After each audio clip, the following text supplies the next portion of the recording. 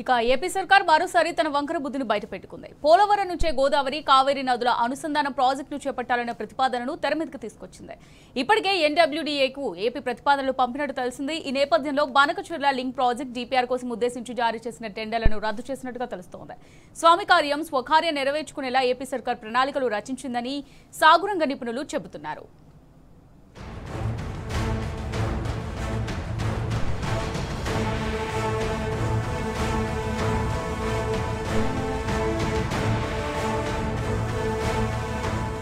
AP పునర్వ్యవస్థీకరణ చట్టంలోని నిబంధనలను తుంగలో తొక్కుతూ ఏపీ ప్రభుత్వం పోలవరం బనకచెర్ల లింక్ ప్రాజెక్టును చేపట్టేందుకు సిద్ధమవుతోంది.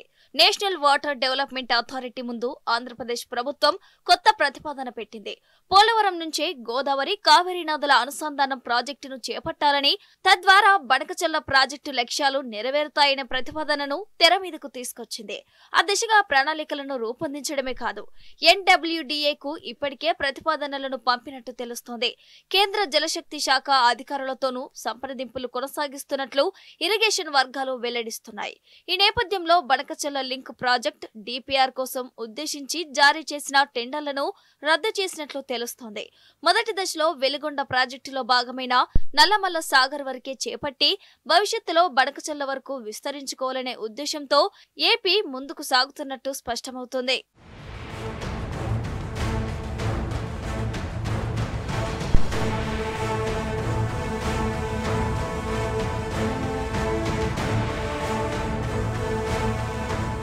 వరద జలాల పేరిట 200 టీఎంసీల గోదావరి జలాలను కృష్ణా బేసిన్లోని బనకచెర్ల మీదుగా పెన్నా బేసిన్లకు మళ్లించే ప్రతిపాదనలతో 80,112 కోట్లతో లింక్ ప్రాజెక్టుకు ప్రణాళికలు సిద్ధం చేసింది. అయితే ప్రాజెక్టు ప్రీఫీజిబిలిటీ స్టడీస్ రిపోర్టును అధ్యయనం చేసిన కేంద్ర సంస్థలతో పాటు కో బేసిన్ రాష్ట్రాలైన తెలంగాణ, మహారాష్ట్ర, కర్ణాటక, ఒడిశా తీవ్రంగా వ్యతిరేకించాయి.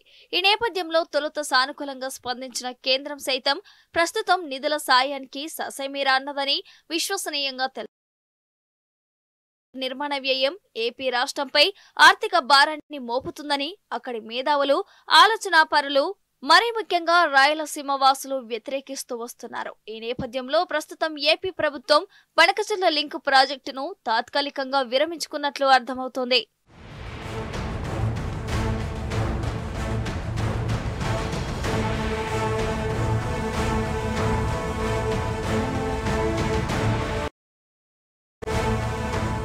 ఉమ్మడి ఏపీ ప్రభుత్వం కృష్ణాలో వరద జలాల ఆధారంగా 1995లో పూల సుబ్బయ్య వెలిగొండ ప్రాజెక్టును చేపట్టింది.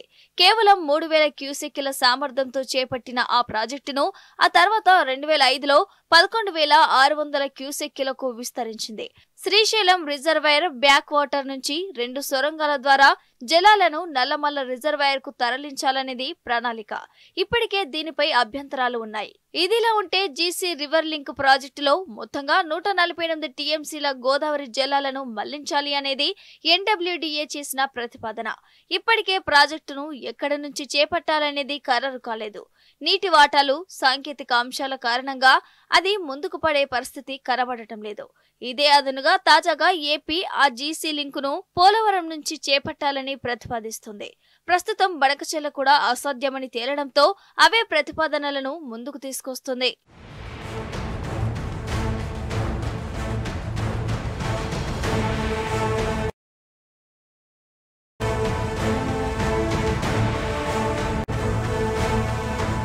పోలవరం నుంచి ప్రకాష్ బరాజ్కు, అక్కడి నుంచి జలాలను సాగర్ కుడి కాల్వకు, ఆపై మరో కాల్వ ద్వారా పల్నాడు జిల్లాలో నిర్మించబోయే బొల్లపల్లి రిజర్వాయర్ కు, అక్కడి నుంచి ఒక కాల్వ ద్వారా నల్లమల్ల రిజర్వాయర్ కు, మరో కాల్వ ద్వారా సోమశిల, తద్వారా కావేరికి తరలించాలి అనేది ఏపీ ప్రణాళిక. మొత్తం గోదావరి నుంచి మళ్లించే జలాల్లో ఏపీకి 48 టీఎంసీలు, తమిళనాడు 100 టీఎంసీలు ఇవ్వాలని కూడా ప్రతిపాదన చేసినట్టు తెలుస్తుంది. ఈ ప్రణాళిక మొత్తానికి 58,000 కోట్లు అవసరమవుతాయని అంచనా.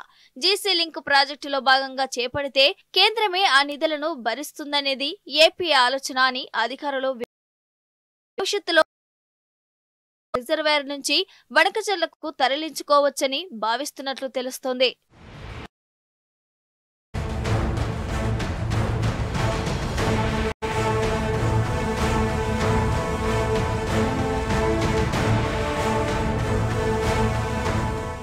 ఏపీ ప్రతిపాదనలకు కేంద్రం సైతం సానుకూలంగా స్పందిస్తున్నట్లు తెలిసిందే. కేంద్రం సంపూర్ణమైన భరోసా ఇవ్వడంతోనే బనకచర్ల లింకుకు బదులుగా కొత్త ప్రతిపాదనలను ముందుకు తెచ్చినట్టుగా ఇరిగేషన్ వర్గాల్లో చర్చ కొనసాగుతోంది. అంతేకాకుండా జీసీ లింక్ ను చేపట్టాలని కేంద్రం సుదీర్ఘ కాలంగా ప్రయత్నాలు చేస్తుంది. అయితే రాష్ట్రాల అభ్యంతరాల నేపథ్యంలో అది ఆచరణ రూపం దాల్చడం లేదు. ప్రస్తుతం ఏపీ చేసిన ప్రతిపాదనలతో జీసీ లింక్ కు మార్గం సుగమమవుతుందని కేంద్రం సైతం భావిస్తున్నట్లు తెలుస్తోంది.